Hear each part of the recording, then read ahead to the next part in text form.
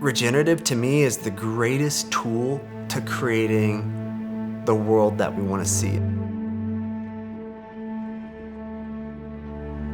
Co-create with Mother Nature to solve so many of these challenges that we're constantly confronted with as a civilization.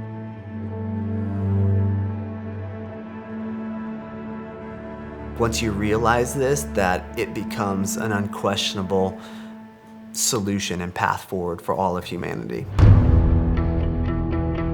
Mother Nature's capacity for forgiveness is so much greater than our own species' capacity for destruction.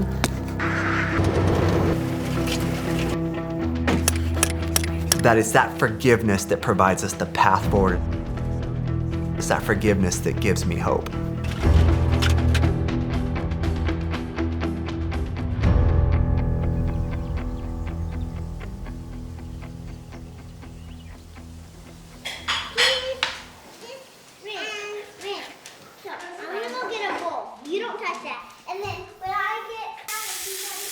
Kind of like big picture, I mean, nutrition is everything. It's what we invest in most heavily as a family, and we see ourselves investing in our own health through food and then through our lifestyle.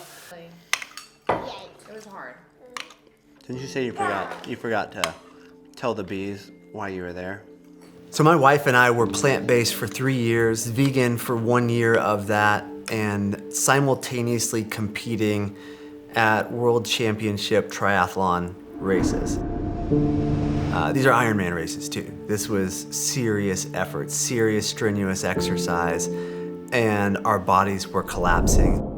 They were consuming themselves. My wife specifically was so sick that if we would have stayed on that trajectory, that today she would either be in a wheelchair, have an amputated leg, or God forbid, worst case scenario, be dead. We have 2 little girls. One's name is Scout, one's name is Ren, and it is just a joy being out here with them. I mean, being able to share this experience together and combine both ranching and having a family, I couldn't think of a higher calling or a higher purpose. Look at how many pears are out here, Ren. Yeah, this is the Garber pear tree. So this would have been a pear tree that the early settlers planted in like the 1850s to 1880s. And it just became irrelevant. It became replaced by production pears. But I mean, this tree is so resilient. It's been here for over 100 years. It's still fruiting. It's non-irrigated and it's slower growing. So the pears have more nutrient density. And with the age of this tree, with how old the roots are and how deep that they're going into deep earth and time, they're mining minerals that modern pear trees can't get. Oh boy, I got pears and girls. I can't get on. Just like the earth, just like the soil, with family, you need to give it fertility. You need to manage it in a way that year over year, it's growing, and it's growing in a healthy fashion. We went and got the meal because outside our driveway, we had to go through Bryson. It was really scary. Yeah. Like literally, they were like on the porch. What did we have, a cat that was playing with one of the bison? We had a bunny. A bunny rabbit on the porch. Yeah, just like. Free range, and their noses were touching. It was insane. But they haven't been in our yard in a while because we have too many young trees that they'll tear up now.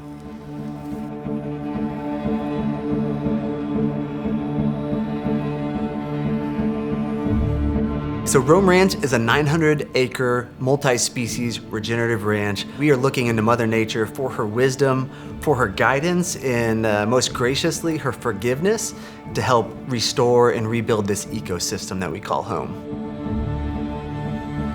So every single animal species on the ranch has an environmental purpose. They're all serving some kind of ecological role. And today we started out moving the ducks. So this is called a poly fence, a net fence, and it contains the ducks, but it also keeps out predators. So this would be a kind of a criticism of regenerative agriculture, that it's too labor intensive, but we think that being outdoors and using your body, we think it should be celebrated. Hard work should be celebrated. It's something that's kind of been forgotten, but we're blessed to be out here and do all the hard work that's required to provide for these animals.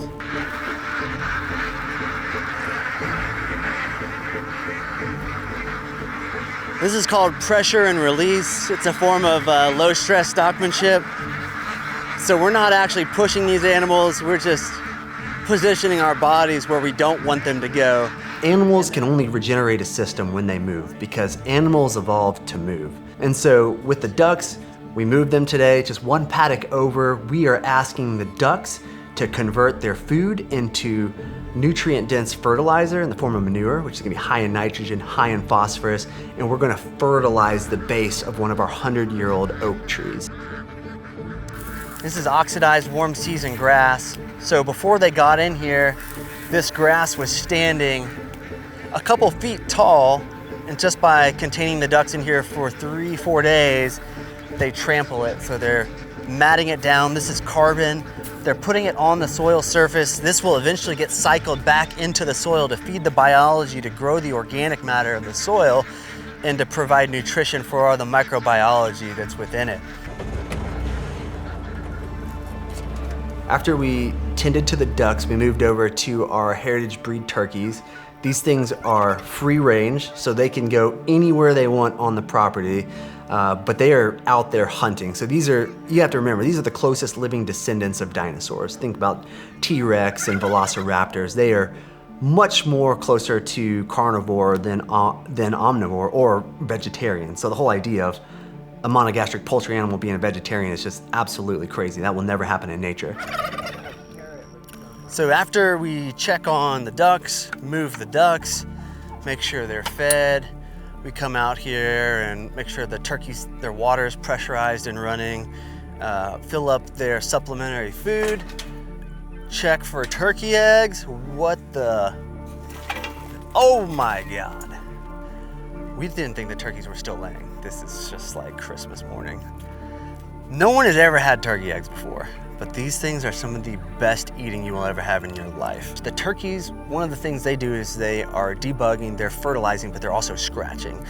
And so we can just kind of look at any of the soil that surrounds this coop, and I mean, it is so soft and it's so broken up. And this is just fantastic. This is the instinct of the turkey to scratch.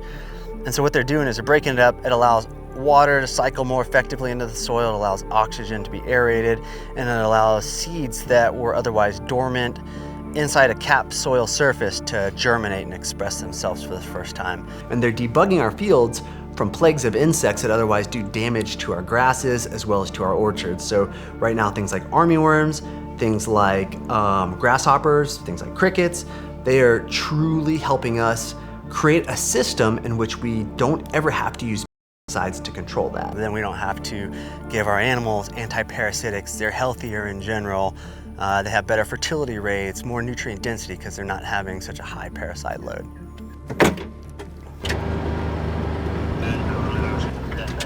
Oh, okay.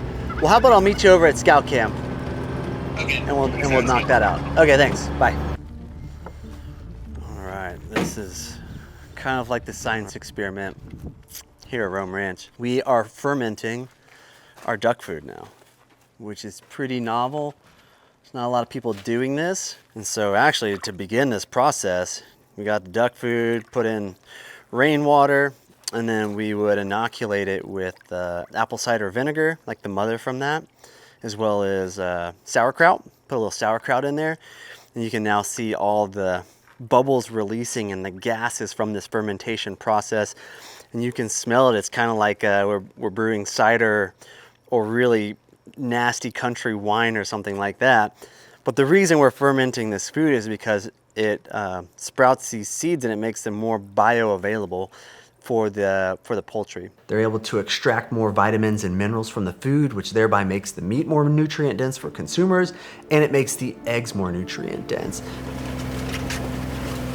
We're headed out to see the Rome Ranch bison herd. These are the native keystone species of the United States, North America. So they're the largest ruminant land animal that's native to these landscapes, and by all practical purposes, the most fertile landscapes on the planet were created through these animals grazing for millennia in a symbiotic way. We have 100 animals out here. It's about 40 pregnant cows. Last time I checked, we had 4 calves, and they're gonna be grazing this 8-acre paddock for 3 days. They're moving tomorrow. And yeah, here's some of the babies. This is baby town. A lot of the moms like to hook up and spend time together out here. For me, I relate a lot more to these animals because they've never been domesticated. They're still wild and free at heart. So unlike cattle, sheep, goats, these animals are closer to how elk and deer and pronghorn sheep would behave in the wild. And so they're just allowing us to be right here at this moment in time. If they didn't want us to, we'd be out of here, and it'd be abundantly clear too. And so they're just so much more resilient. They're so much more adapted. You don't have to baby these animals. You know, they have been iterating their own genetics to find this place as their home for millennia. One of the biggest problems with modern agriculture and the modern consumer is that they're so far disconnected from the source of their food and the landscape and what that actually looks like in reality. And this allows this vegan narrative or myth to perpetuate, and that you can somehow harvest food in a way that causes no harm. And that couldn't be further from the truth. And so like when you look at this ecosystem and where we are today on these regenerating landscapes, you can assume that for every acre, there's about 1 billion sentient beings that inhabit that acre of land. And so when you compare that to the plant-based industrial monocrop system, it's something like 5,000 sentient beings per acre. And so that's just a fraction of the potential. And so you're like, well, I'm still doing no harm. I'm eating this plant-based system, but that's not how that system should exist. And so in order for it to dominate and to control nature and to create a monoculture, you are literally using chemical and mechanical tools to obliterate life. The whole idea of veganism being healthy was this really terrible marketing effort by the industrial food systems. We had saw every doctor we could across every field of medicine. She had an exploratory knee surgery. She was told she needed to be on arthritis medicine for the rest of her life. She was put on like autoimmune medication, and we were kind of at our wits' end. And we visited another doctor that her dad recommended that we went and visited, and then it's like, I'm done. I don't need to hear another word. Here's what I want you guys to do. I want you to go home. I want you to buy some grass-fed meat, and I want you to cook it tonight. I want you to eat it.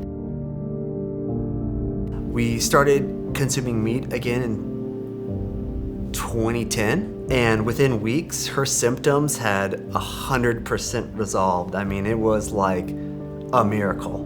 Years of symptoms and pain and debilitating injuries just went away, and all we did was return to eating meat and a diet that our bodies could readily utilize the bioavailability of the nutrients. And really what drives us with our current endeavors is amplifying that story, telling more people, showing more people the light, and opening people's minds, pulling them away from that industrial degenerative system that is often plant-based into something that's more virtuous. Through regenerative principles, we can build back land health faster than what we ever thought was possible. And I don't think there's a higher calling than that of a land steward, someone who spends their life devoting their life to making the landscape better than before they arrived, while simultaneously feeding others. No matter what I believe, I am not in charge. I am just part of a greater system, an architecture that's in place that's significantly more powerful than me. I believe we are all observers of nature. And the phenomena that we want to observe in nature is within our own capacity. We have the ability to express ourselves and to create the future and the reality that we wish to see.